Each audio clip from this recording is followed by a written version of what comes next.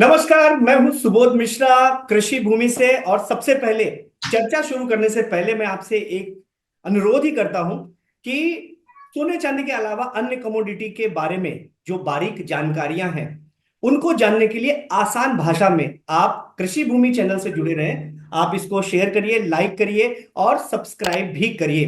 मैं आपको बता दूं कि जो भी कमोडिटी से जुड़ी बारीक जानकारियां हैं वो हम अपने जो खास एक्सपर्ट हैं उनके जरिए ज्यादा से ज्यादा लोगों तक पहुंचाना चाहते हैं। इसलिए कृषि भूमि चैनल को आप सब्सक्राइब जरूर करिए। अब शुरू करते हैं हम चर्चा। सबसे पहले हम सोने चांदी की बात करते हैं और हमारे साथ मौजूद है कमोडिटी किंग अजय केडिया जी। आइए इनसे पूछते हैं कि आखिर आज सोने चांदी की स्थिति क्या है और हमारे जो दर्शक हैं जो सोना चांदी खरीदना चाहते हैं या सोना चांदी में इन्वेस्ट करना चाहते हैं उनके लिए इनकी राय क्या रहेगी। अजय जी, सबसे पहले कृषि भूमि में आपका स्वागत है। बहुत बहुत धन्यवाद सुबोध जी। सर, आज सोमवार है, पहला दिन है और चर्चा सबसे पहले हम शुभ जो कमोडिटी है वो है सोना और चांदी, जिसमें सबकी जो है खास रुचि लगी रहती है। तो सर ये बताइए कि पिछले हफ्ते सोना जो था वो तेजी हुई, जैसा आपने बताया भी था कि पिछले हफ्ते जो है तेजी होगी, तो तकरीबन 5% के करीब जो है सोने में तेजी थी। वहीं चांदी में भी पिछले हफ्ते तेजी थी। लेकिन आप ये देखिए कि इतना तेजी के बाद अचानक अब वापस ये दोनों लुढ़क गए हैं और ठीक ठाक है। मतलब आप ये समझिए, जो मेरे पास डेटा है उसके हिसाब से ये मान के चलिए, जहां पर 1.25% के आसपास सोना तो वहीं 2% के आसपास चांदी ये लुढ़क गए। क्या वजह है और आप हमारे दर्शकों को क्या राय देना चाहेंगे कि इस समय उनको क्या करना चाहिए। नमस्कार सुबोध जी। देखिए डेफिनेटली पिछला हफ्ता था वो काफी शानदार हफ्ता रहा जहां पे हमने सोने और चांदी में जबरदस्त तेजी आते हुए देखी। इनफैक्ट अगर मैं इंटरनेशनल के भाव की अगर बात करूं तो इस वक्त डेफिनेटली प्राइजेस $2670 के करीब ट्रेड कर रहा है। बट पिछले हफ्ते में एक रिकॉर्ड पहली बार हमने देखा, $150 की सबसे बड़ी तेजी आते हुए देखी जो अब तक हमने कभी भी 2013 के बाद, सॉरी माफ कीजिए, एक हफ्ते में $150 का बढ़ना बहुत ही रेयर बात होती है। तो ये कहीं ना कहीं दर्शाता है कि जियो पॉलिटिकल टेंशन पिछले हफ्ते में काफी अग्रिम रहा है, क्योंकि ज्यादा करके हम देखते हैं जब सोने में तेजी आती है तो डॉलर में गिरावट आ जाती है। बट पिछले हफ्ते में हमने डॉलर में भी तेजी देखी, सोने में भी तेजी देखी। ऐसा कॉम्बिनेशन बहुत रेयर होता है, और कब होता है जब जियो पॉलिटिकल फ्रंट पे कुछ टेंशन होती है तो लोगों का रुझान सोने पे भी रहता है, डॉलर पे भी रहता है। तो पिछले हफ्ते रशिया यूक्रेन की जो कॉन्फ्लिक्ट थी वो एक क्रिटिकल लेवल पे पहुंच चुकी थी। जिस ढंग से हमने देखा कि एक एक्सपेरिमेंटल तौर पे हाइपरसोनिक मिसाइल रशिया ने एस्केलेट कर कर यूक्रेन की तरफ छोड़ी थी, जिसके बाद से ही हम देख रहे हैं कि कंसर्न्स बढ़ते जा रहा था। सेकेंडली दूसरी ओर अगर हम देखें तो प्राइजेस में टेक्निकली बहुत ही बड़ा फॉल आ चुका था अक्टूबर मंथ की तेजी के बाद, जिसके बाद एक टेक्निकल पुलबैक भी लग रहा था मार्केट में, वो भी प्राइजेस को सपोर्ट कर गया है। लिहाजा हमने $150 की तेजी इंटरनेशनल में, जबकि डोमेस्टिक मार्केट में पिछले हफ्ते में लगभग हमने प्राइजेस के अंदर 5% की तेजी के साथ ₹3600 की तेजी बनते हुए देखी है। वहीं अगर चांदी की अगर बात की जाए तो चांदी भी सोने के साथ साथ ही चला, but as compare to gold थोड़ा सा परफॉर्मेंस कम रहा। इंटरनेशनल में हमने लगभग 3.5% की तेजी आते 3.5% की तेजी आते हुए देखी। वहीं चांदी डोमेस्टिक मार्केट की अगर हम बात करें तो प्राइजेस ने लगभग 87,800 या 88 के नीचे गया जरूर था, बट प्राइजेस फिर से रिकवर करके हायर साइड पे हमने 91,500 का लेवल भी छूते हुए देखा। देखिए सोने के मुकाबले चांदी थोड़ी कम इसलिए बढ़ी है क्योंकि चांदी एक इंडस्ट्रियल मेटल भी है। तो एक तरफ जब जियो पॉलिटिकल टेंशन होता है तो सोने के साथ साथ चांदी बढ़ती जरूर है, बट कंजम्पशन या इंडस्ट्रियल एक्टिविटी अगर चाइना की तरफ से बढ़ती है उसका भी बेनिफिट मिलना चाहिए, बट ऐसा हुआ नहीं। इसके लिए चांदी थोड़ी पिछड़ती हुई दिखाई दी। तो कुल मिला के पिछले हफ्ते की तेजी के जो कारण थे उसमें पहला कारण था कि जियो पॉलिटिकल फ्रंट में जहां कंसर्न थे वो डॉलर को और सोने चांदी को सपोर्ट कर गए। अगस्त सितंबर अक्टूबर की बड़ी गिरावट के बाद टेक्निकली मार्केट को ओवरसोल्ड जोन से निकलने के लिए कुछ मौका चाहिए था, वो भी एक कारण बने जिसकी वजह से मार्केट में हमने तेजी देखी है। वहीं रेट कट की प्रोबेबिलिटी नो डाउट घटी जरूर है कि डोनाल्ड ट्रंप के आने के बाद जो दिसंबर में रेट कट की प्रोबेबिलिटी 80 थी वो घटकर अभी 53 पे आ गई है, बट रेट कट अभी भी चालू रह सकता है। इन सब कारण की वजह से हमने पिछले हफ्ते में जबरदस्त तेजी सोने और चांदी में आते हुए देखी है। सर, लेकिन अगर हम बात करें दर्शकों को ध्यान में रखते हुए, तो हर कोई जो अभी इस बार जो गिरा है, जो अभी इस आज पहला दिन है और जो सुबह खुला जब मार्केट, तो जो गिरा है सोना और चांदी का, तो सर क्या लगता है कि ये लोग मतलब क्या डिसाइड करें जो आगे आने वाले समय में, जो ये हफ्ता है, ये हफ्ता कैसा जाएगा, और आप किस तरह से देख रहे हैं और क्या आप राय देना चाहेंगे इनको? देखिए, सबसे पहले हम आज के ओपनिंग के ऊपर आ जाते हैं, फिर ये पूरे हफ्ते के लिए कि क्या क्या डेटा पॉइंट क्लाइंट को देखना चाहिए ट्रेड करने से पहले और क्या लेवल्स रहेंगे। तो सबसे पहले आज की अगर बात करें तो शुक्रवार के सेशन में हमने बिल्कुल ये एडवाइस किया था कि सोने और चांदी में कोई भी बड़ी लॉन्ग पोजीशन भी लेके नहीं जाना चाहिए, तो शॉर्ट पोजीशन भी नहीं करना चाहिए। बिकॉज ज्यादा करके हम देखते हैं कोई भी जियो पॉलिटिकल फ्रंट पे अगर एक्शंस होते हैं तो शनिवार रविवार को होते हैं। और बहुत बार होता है, जैसे आज हमने गैप डाउन ओपनिंग होते हुए देखा, बहुत समय में ऐसा होता है कि हम गैप अप होते हुए देखें, ये होता है कि जियो पॉलिटिकल फ्रंट में क्या चेंज आ रहा है। तो हमने देखा जिस ढंग से रशिया यूक्रेन के बीच में कंसर्न्स और बढ़ने की उम्मीद थी, बट वैसा कुछ हुआ नहीं, क्योंकि न्यूक्लियर वेपन डिप्लॉय हो गए थे, ऐसा लग रहा था कि न्यूक्लियर वॉर स्टार्ट हो जाएगी, लेकिन ऐसा कुछ नहीं हुआ। इसके लिए आज मार्केट गैप डाउन हुआ है। वहीं दूसरी ओर मिडिल ईस्ट भी काफी इंपॉर्टेंट है, और वहां पे ऐसा सुनने में आ रहा है कि कहीं ना कहीं एक सीज फायर की बात शुरू हो चुकी है हमास और इसराइल के बीच में। जी, मैं कंफर्मेशन बिल्कुल अभी भी बोलना चाह रहा नहीं है। था कि मिडिल ईस्ट में वो हो रहा है। जी बिल्कुल, बोलिए आप। बिल्कुल। तो जिस ढंग से मिडिल ईस्ट में अब कोई नए एस्केलेशंस नहीं हो रहे हैं, तो एक कभी भी जब कंसर्न्स होते हैं तो एक वॉर प्रीमियम हम बोलते हैं जो सोने को और कच्चे तेल को सपोर्ट करता है। बट मिडिल ईस्ट में भी जो तनाव है वो अब कम होता हुआ दिख रहा है, जिसके चलते एक प्रॉफिट बुकिंग बन रही थी। तो आज का जो गैप डाउन हुआ है वो आप देखिए डॉलर इंडेक्स में भी गिरावट है और सोने चांदी में भी गिरावट है। इसके चलते मुझे लगता है कि जियो पॉलिटिकल फ्रंट पे मिडिल ईस्ट में कोई तनाव नहीं बढ़ रहा है। और दूसरी ओर रशिया यूक्रेन के बीच में जो लोगों का एक्सपेक्टेशन था कि न्यूक्लियर वॉर जैसी सिचुएशन बन जाएगी, बट वैसा कुछ नहीं होने की वजह से आज गैप डाउन हुआ है। चाहे सोने की बात करें तो सोना डोमेस्टिक मार्केट पे इस वक्त 1.25% की गिरावट के साथ 76,550 के करीब ट्रेड करा है, जो लगभग 1000 पॉइंट है क्लोजिंग से। जबकि चांदी की अगर बात करें तो लगभग 1.5% की गिरावट के साथ 89,300 पे ट्रेड कर रहा है, जो करीबन 1500 पॉइंट की गिरावट है। लेकिन ये हफ्ते की अगर हम बात करते हैं तो अगेन डेटा पॉइंट काफी ज्यादा है।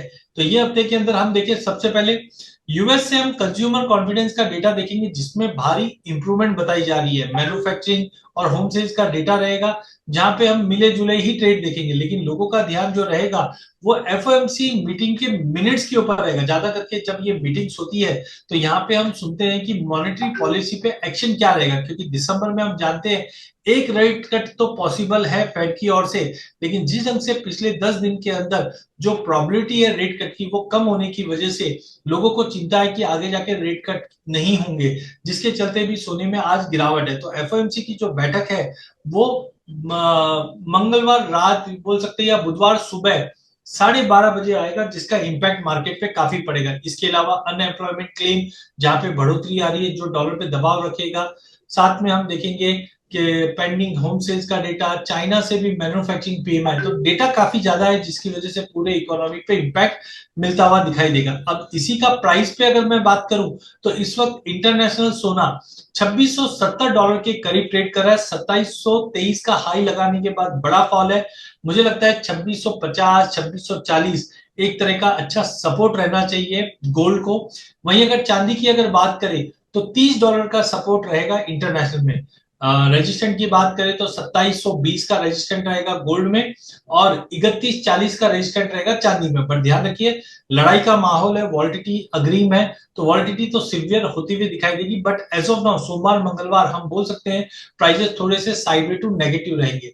वहीं डोमेस्टिक मार्केट की अगर बात करें तो प्राइजेस को जो सपोर्ट आ रहा है वो डायरेक्ट 75,850 का आ रहा है। तो जब तक प्राइजेस 75,850 तक नहीं आता है, एक सपोर्ट वही माना जाएगा।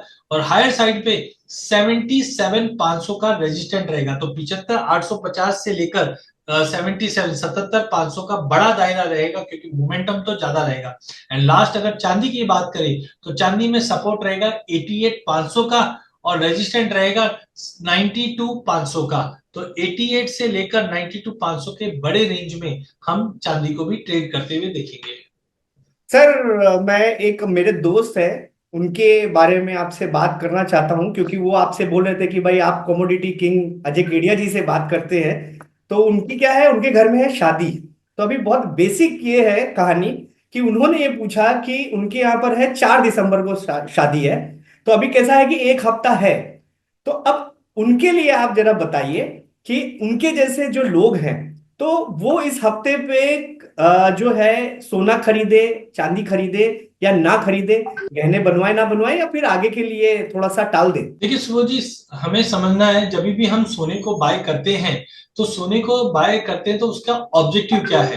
क्या हम निवेश के लिए बाय कर रहे हैं या कंजम्पशन के लिए। ज्यादा करके मैं मेरे सारे इंटरव्यू में कहता भी हूं कि इंडिया सोना बाय करती ही नहीं है, इंडिया सोना कंज्यूम करती है। आज घरों में हम बिल्कुल जो सही, ज्वेलरी बिल्कुल लेते सही। हैं वो कहीं ना कहीं घरों में ही रह जाती, कभी ओल्ड गोल्ड मार्केट में जल्दी आता नहीं है।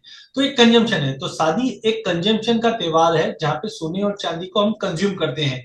तो मुझे नहीं लगता है कि वहां पे आपको 1,500 पॉइंट की जो तेजी मंदी होती है उस पर ध्यान देना चाहिए। मुझे बहुत ही रिग्रेट होता है, जब मेरी शादी हुई थी तब सोने का भाव लगभग आप मान के चलिए 15-16 हजार के आसपास था, और वो टाइम पे भी मुझे बहुत महंगा लगता था। और आज जब सोने को मैं देखता हूँ 75,000 76,000, तो ऐसा लगता है वो टाइम पे और सोना ले लेते थे तो बहुत सस्ता है। तो मेरा मानना है आपके मित्र को सोना लेना चाहिए, कंजम्पशन के हिसाब से लेना चाहिए। वॉलेटिलिटी जो मार्केट में हो रही उसको मत देखिए। हाँ, सोने के मुकाबले मैं चांदी में ज्यादा बुलिश हूँ, बिकॉज पिछले 10-12 सालों में चांदी का यूज केस चेंज हो चुका है। पहले हम चांदी को खाली इन्वेस्टमेंट के तौर पे या कंजम्पशन के तौर पे ही देखा करते थे, बट अब हम इंडस्ट्रियल मेटल के तौर पे भी देखते हैं। आज क्लीन एनर्जी में, ग्रीन एनर्जी में कहीं ना कहीं चांदी का यूसेज सोलार में, 5G में सभी जगह यूज होता है। तो मेरा मानना है चांदी को भी बिल्कुल आप प्रेफरेंस रखिए। चांदी में जिस ढंग से हमने पिछले साल कहा भी था, पिछले 1.5-2 साल से कह रहा हूं कि चांदी 1 लाख का लेवल छू सकती है, और अक्टूबर में हमने देखा कि बराबर 1 लाख का लेवल छूने के बाद ये करेक्शन आया है। तो मेरा मानना है अगर कोई 3 से 4 साल का व्यू लेकर चलता है तो चांदी में आज भी क्षमता है कि चांदी करंट लेवल से भी डबल हो सकती है। सर ये बात बहुत आपने बहुत इंपॉर्टेंट बताई, क्योंकि हम जो डिस्कस कर रहे थे तो यही वाली बात थी। तो क्या आप ये समझते हैं कि अगर इन्वेस्ट की बात है तो सोने से ज्यादा बेहतर, अगर जो साल 2 साल 3 साल की बात करें, तो सोने से ज्यादा बेहतर है कि चांदी में इन्वेस्ट करें?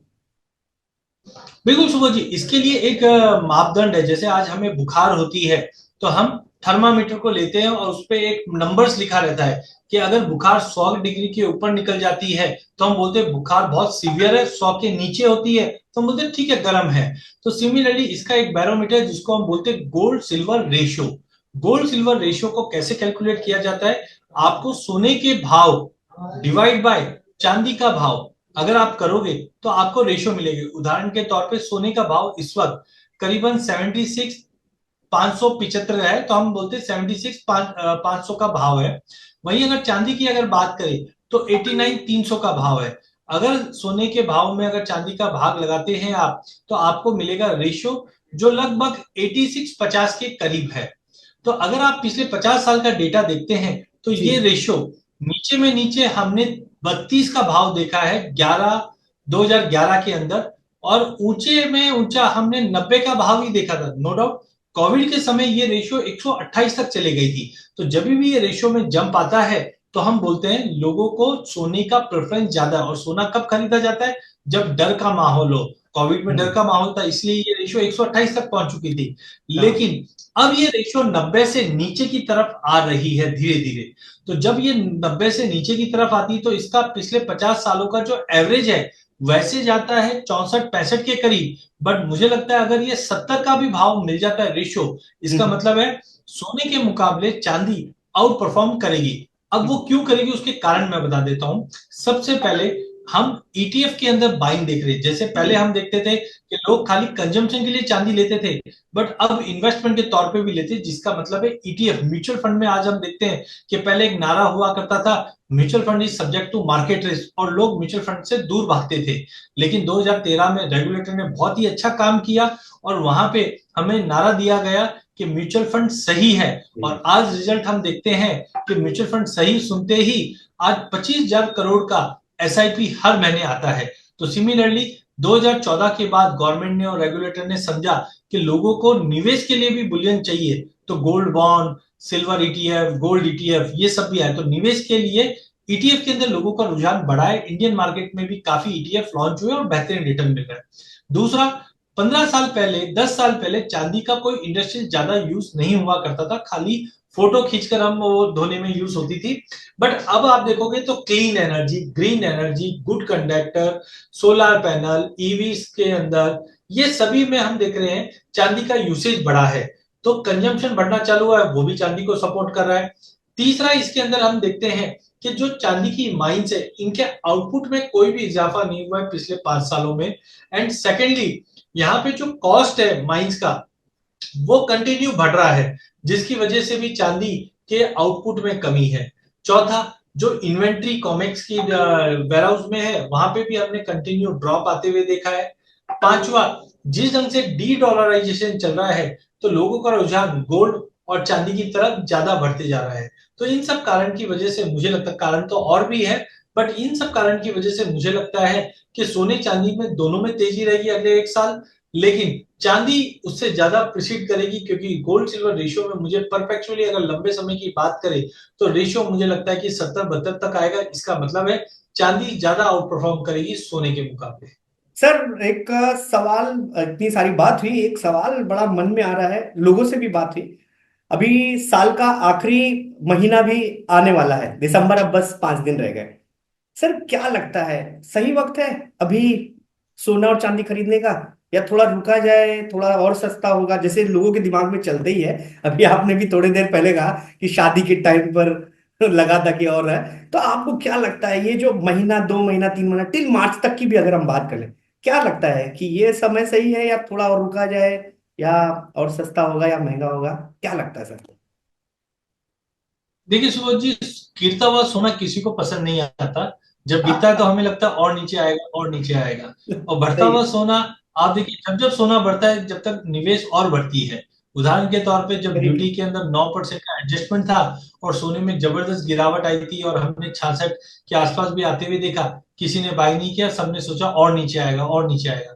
तो मेरा मानना है अभी भी निवेश का अच्छा मौका है, क्योंकि 80,000 से सोना टूटकर हमने 74,000 के नीचे भी जाते हुए देखा। तो जो हम लोग करेक्शन एक्सपेक्ट कर रहे थे वो आ चुका है। मंदी में यूएस जा सकता है, उससे भी सोने को बेनिफिट मिलेगा। और काफी अदर फैक्टर्स भी है जो सोने को कंटिन्यू है। तो मेरा मानना है हाँ, 1,000-2,000 रुपए की वॉलिटिलिटी कंटिन्यू मेंटेन रहेगी। नीचे में नीचे अगर हम बात करें तो आप 73-74 के जो लेवल्स अब हमने देखे थे, वहां तक एक बार मिल जाए। लेकिन हायर साइड पे मेरा मानना है कि अगले फर्स्ट हाफ तक, ध्यान रखिए, अगले फर्स्ट हाफ तक सोने में जबरदस्त तेजी है, जो 85,000 तक का लेवल दिखा देगा। सेकेंड हाफ में मैं ज्यादा कंफर्टेबल नहीं हूं। मुझे लगता है कि जो जियोपॉलिटिकल टेंशन है वो कम हो जाएंगे, और जैसे हमने आज देखा वॉर प्रीमियम कम हुआ तो हमने लगभग $50 की गिरावट देखी। तो सेकेंड हाफ में एक अच्छा करेक्शन रहेगा। बट टाइमिंग अगर मैं अगले 4 से 6 महीने की बात करूं तो सोने में मुझे अच्छा निवेश का मौका लगता है। जो करेक्शन आना था वो आ चुका है, यहाँ से लेके चलना चाहिए। बहुत बढ़िया, बड़ी बेहतरीन सर आपने जानकारी दी, और बड़े आसान भाषा और आसान उदाहरणों के साथ दी है। मुझे लगता है कि ये जो जानकारी है हमारे जो व्यूवर्स हैं कृषि भूमि के, उनको काफी फायदा करेगी। और जैसा आपने बोला है कि करेक्शन आ चुका है, अब मौका है, अगर अभी खरीद लेते हैं तो आगे उसका जो है फायदा मिलेगा। सर आज के लिए तो बस समय से हम सभी लोग बंधे हुए हैं, अभी तो समय खत्म हो रहा है। बस मैं अपने व्यूवर से एक बात और कहना चाहता हूं कि अगर किसी को भी इससे जुड़ी, अजय केडिया जी से अगर कोई सवाल करने हैं और इससे जुड़ी जानकारी अगर और चाहिए, और भी कोई पहलू है जो आप बोलना चाहते हैं, तो कमेंट बॉक्स है, उस कमेंट बॉक्स में आप अपने कमेंट्स दीजिए। उन सभी के सवालों के जवाब या फिर जानकारियां अजय केडिया जी से मिलती रहेगी। तब तक के लिए हमें इजाजत दीजिए सर, इजाजत चाहता हूं। धन्यवाद।